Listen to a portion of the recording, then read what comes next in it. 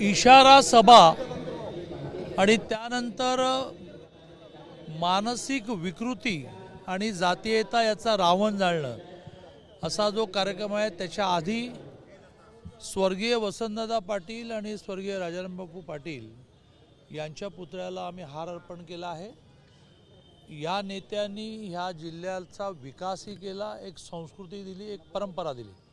शिक्षण संस्थांचं जाळं, साखर कारखाने, सूत गिरणी आणि त्यामुळे जे वातावरण अलीकडच्या काळात बिघडलं, शेवटी शोध लावायचा म्हटला तर कोंबडी आधी की अंडी आधी, आणि त्या कोंबडी आधी की अंडी आधी याच्यात न जाता हा वाद आता संपला पाहिजे।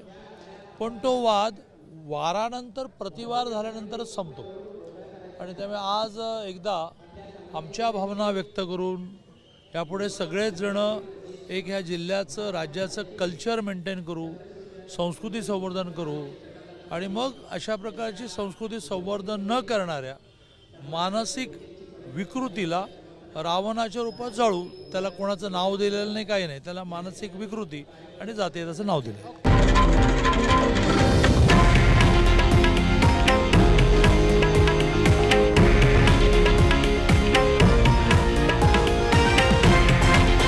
हे आहे देशातील नंबर 1 न्यूज नेटवर्क आणि आपण पाहत आहात TV9 मराठी, एकमेव।